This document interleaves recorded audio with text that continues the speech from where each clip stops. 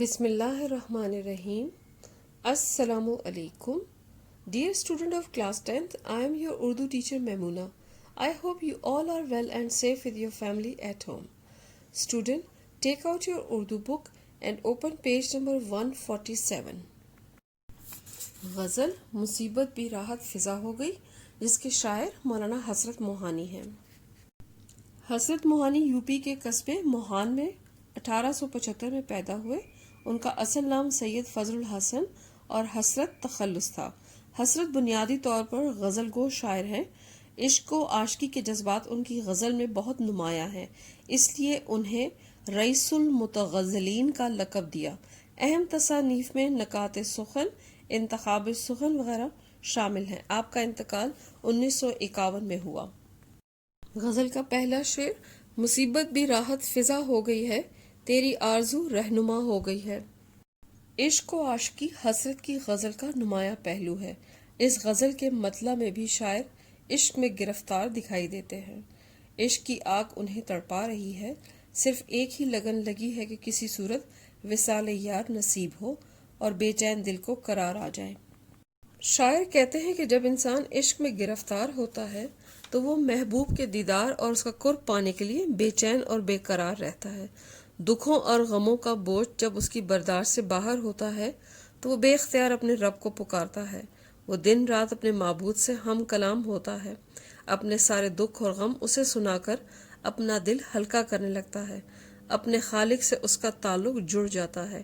کچھ ایسا ہی حال شاعر کا ہے جو عشق مجازی کی تکلیف برداشت کرتے کرتے عشق الہی میں گرفتار ہو گیا. عشق مجازی نے شاعر کی رہنمائی کی، جس کے بدولت وہ ایسی منزل کی طرف رواں دواں ہے جس کی آرزو ہر کوئی کرتا ہے. یہ حقیقت ہے کہ عشق مجازی عشق حقیقی کا پہلا زینہ ہے جو اپنے رب سے بندے کو قریب کرتا ہے. اس کی رہنمائی میں وہ اپنے پروردگار کا قرب حاصل کرتا ہے. اس کے دل میں عشق الہی کی ایسی لو جلتی ہے جو اسے اپنے آپ سے اور اس رب کائنات سے روشناس کرا دیتی ہے. شعر نمبر 2: یہ وہ راستہ ہے دیار وفا کا، جہاں باد سرسر صبا ہو گئی ہے.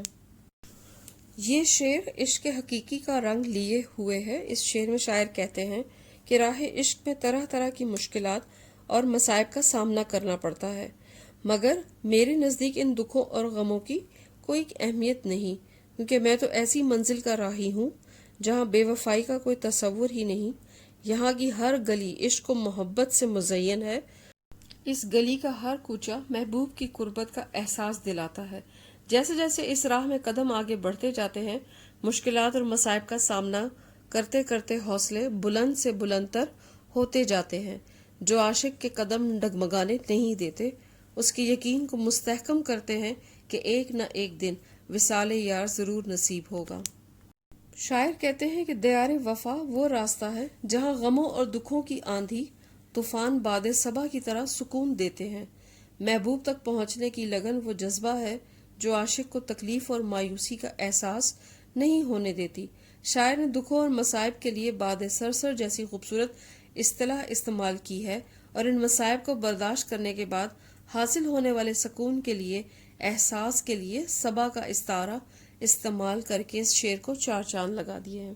باد سرسر زہریلی ہوا لو کو کہتے ہیں، اور باد صبا صبح کی تازہ ہوا کو کہا جاتا ہے.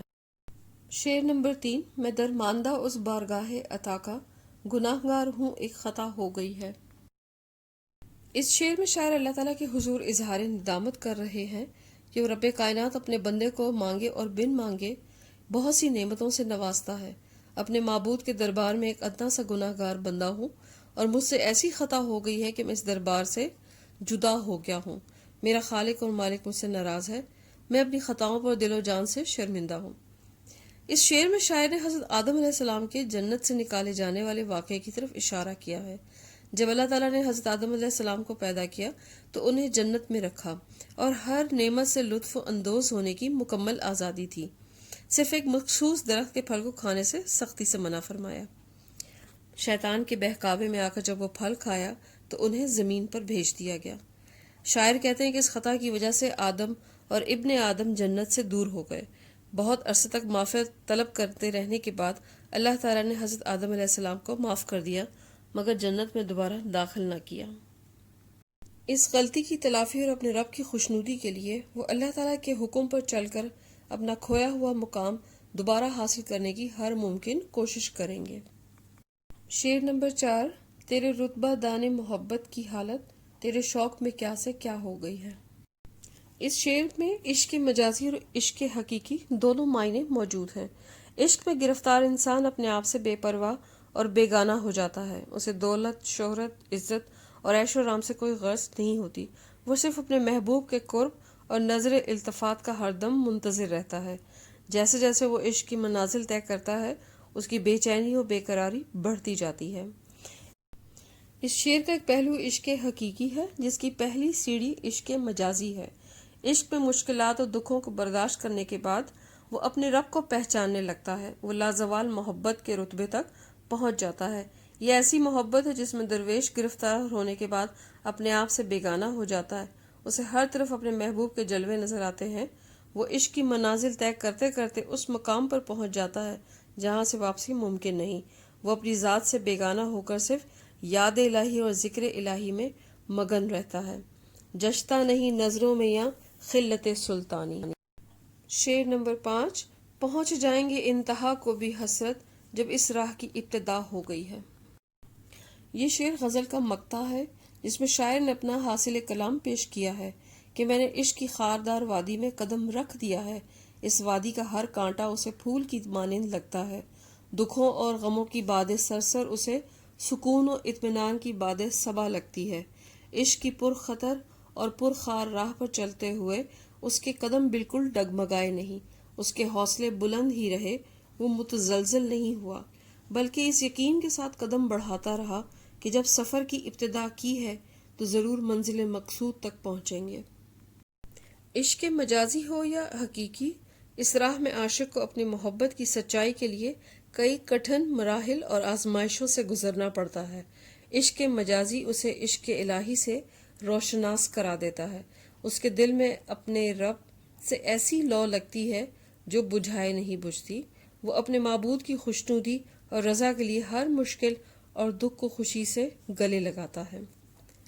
شاعر کو بھی یقین ہے کہ جب اس سفر کا آغاز انہوں نے کر دیا ہے تو وہ اپنی منزل پر ضرور پہنچیں گے۔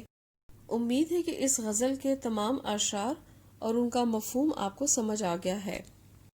Thank you students. You should pray from Allah to keep us all safe from COVID-19. Stay home, stay safe. Allah Hafiz.